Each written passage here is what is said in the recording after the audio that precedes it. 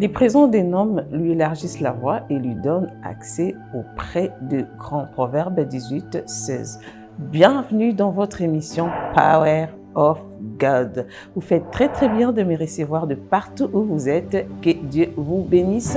Aujourd'hui, nous abordons un nouveau sujet qui est la peur des manques. Des légions des démons sont au service du diable et font tout pour détruire le témoignage des croyants. Alors, quelle attitude qu'il faut prendre?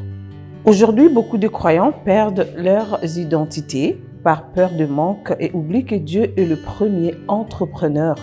Et la Bible dit « l'or et l'argent lui appartient » dans Agé 2, 8. Je vous raconte une histoire qui m'a fait mal et qui a fait aussi à ce que je puisse changer ma façon de voir des choses et de me contenter de ce que j'ai et aussi de ne pas être derrière la mode et de nourrir aussi mes enfants avec l'argent propre. C'est quoi l'argent propre? C'est la sueur de mon front. Pourquoi? Parce que lorsque je leur présenterai à Dieu, que Dieu puisse le bénir aussi et leur fasse grâce. Et là, c'est dans Job 1, c'est la bonne attitude à prendre, toujours prier pour nous, pour nos enfants aussi, parce que nous ne savons pas ce qu'ils font en dehors de nos maisons. Et nous allons lire dans Job 1, 5 pour consolider cette partie de cette attitude qui doit être notre partage, notre quotidien. Job 1, verset 5, nous lisons notre Jésus. Et quand le jour de festin était passé, Job appelait et sanctifiait ses fils, puis il s'est levé d'un bon matin et offrait pour chacun d'eux l'holocauste. Car Job disait, peut-être mes fils ont-ils péché et ont-ils offensé Dieu dans leur cœur? C'est ainsi que Job avait coutume d'agir. C'est une bonne attitude d'être toujours à demander pardon à Dieu pour nos enfants et nous ne savons pas ce qu'ils font en dehors de la maison. Et ce sont des enfants, ce sont des réflexes normaux pour tout enfant ignorant encore. Et comme j'avais dit la dernière fois, que nos enfants sont païens, c'est à nous de leur montrer la bonne voie. Je m'en vais vous raconter cette histoire dont je vous ai dit au début, qui a fait que je me discipline, que je me contente de ce que j'ai. En face de chez ma grand-mère, là où j'ai presque grandi, il y avait une famille qui nous épatait, qui épatait presque toute l'avenue et on les enviait.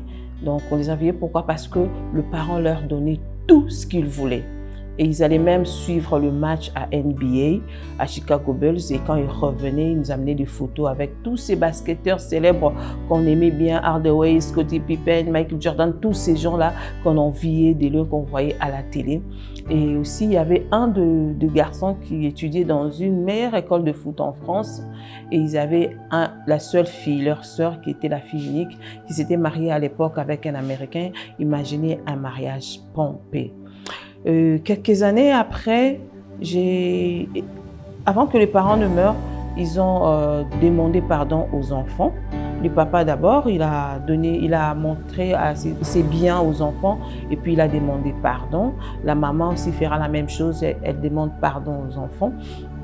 Quelques années plus tard, j'allais à l'église. Comme c'est sur mon chemin, je me dis je veux saluer ma tante. Et arrivé devant ma tante, je vois un des garçons. Et la façon dont il était, j'étais vraiment tétanisée. Je ne savais rien faire parce que j'étais choquée de le voir un peu dépressif. Je ne sais pas en fait à quoi il ressemblait. Ça m'a un peu... J'étais là en train de le regarder et il me regarde, il me dit tu as grandi? Et puis j'ai dit oui. Et puis il me dit j'ai faim. Ok. Et je devais tout de suite trouver le maléo. En fait, si je le fais rapidement, c'était sous les effets de l'émotion. Voir que les personnes qu'on enviait, le voir dans ces sens-là, ça m'avait un peu fait mal au cœur. Et après, j'ai attendu, après qu'il ait mangé, je lui ai dit, ok, on peut partir à l'église, comme c'était sur mon chemin, on part. Et arrivé à l'église, il était là 2-3 minutes. Après, il me dit, je pars fumer. Il est parti, je ne l'ai plus revu. Et j'étais obligée de revenir chez ma tante pour demander qu'est-ce qui s'est passé. Et ma tante me dit non, le papa et la maman avant de mourir, ils ont dit la vérité à leurs enfants qu'ils avaient sacrifié leur vie pour garder les standings. Donc, tous ces voyages, ils les faisaient au prix de leur vie. Juste pour que le papa garde le standing, de peur que les gens disent ils ont fait faillite, ils n'ont plus rien. Voilà, c'était un peu un choc d'entendre ça, que le parent ait sacrifié leurs enfants pour garder les standings. C'est ça, la peur de manque. La peur de manque est ton vrai ennemi. Ça peut te conduire tôt à la tombe. Il ne faut pas il ne faut pas toujours se fier à ce que disent les gens. Tu t'es dit j'étais riche, maintenant je suis pauvre, que diront les gens? Alors les gens vont se moquer de moi, alors comme ça je dois chercher à tout prix garder les standings parce que je ne veux pas que les gens me voient dans cette condition. Et en voulant faire cela, comme le diable rôde toujours autour de nous, cherchant qui dévorer, et il verra ta peur, il sondera tes pensées et tout de suite, il mettra sur ton chemin une solution empoisonnée. Et tu vas mordre sur l'hameçon. Ensuite, c'est la mort. Pourquoi la mort? Parce que quand tu n'auras pas réuni les conditions de cette vie facile pour garder ton standing, c'est à ces moments-là que le diable te présente son piège. Parce qu'il va te faire voir que c'est facile.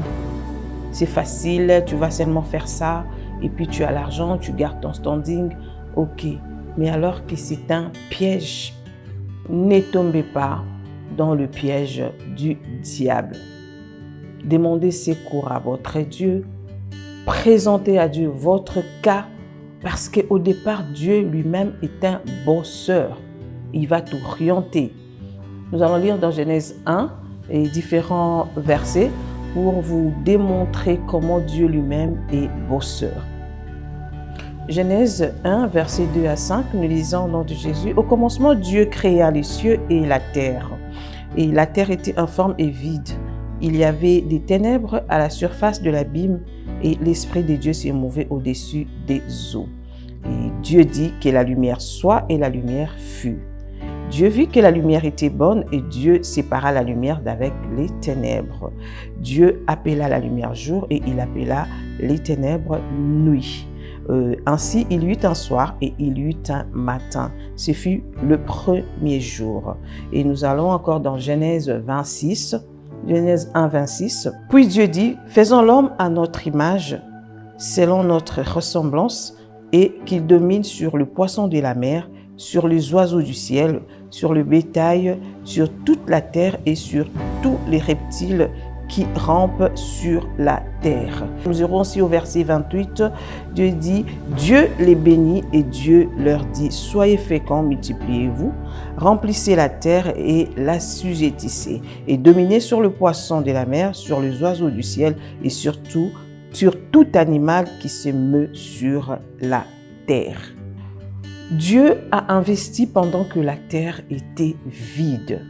Et il t'a aussi demandé de l'assujettir. Donc tu as toute la terre. Je n'ai pas dit la RDC, je dis tu as toute la terre pour produire. C'est-à-dire tu peux produire en France, en Italie, au Cameroun, à l'Abidjan. C'est la terre que Dieu nous a donnée.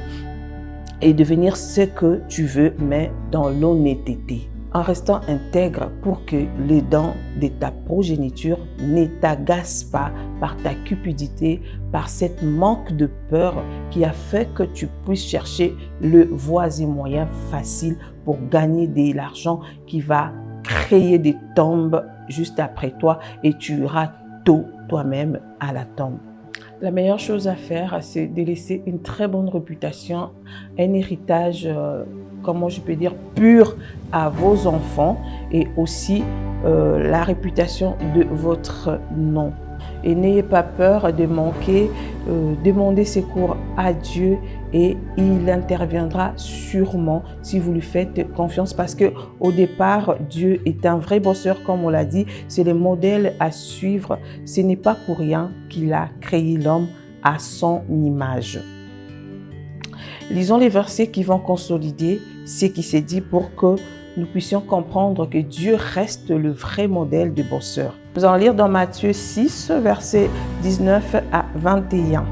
Ne vous amassez pas de trésors sur la terre où la teigne et la rouille détruisent et où le voleur perce et dérobe. Mais amassez-vous des trésors dans le ciel où la teigne et la ruine ne détruisent point et où le voleur ne perce ni ne dérobe.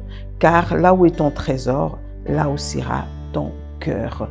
Nous continuons au verset 24. Nul ne peut servir deux maîtres, car ou il haïra l'un et aimera l'autre, ou il s'attachera à l'un et méprisera l'autre.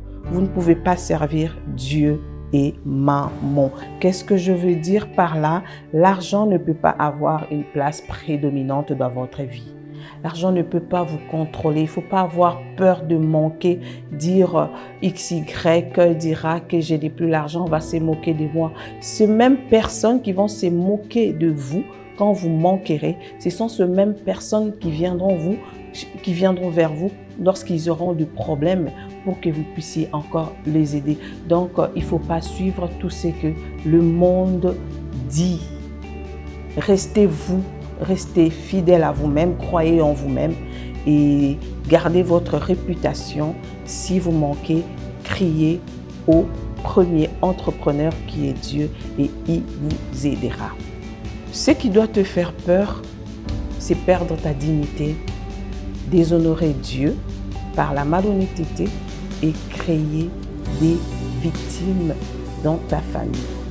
Nous voici arrivés à la fin de notre programme. Je reviens sur le verset de Proverbe 18:16. Le présent des hommes lui élargissent la voie et lui donne accès auprès des grands. Que Dieu vous bénisse.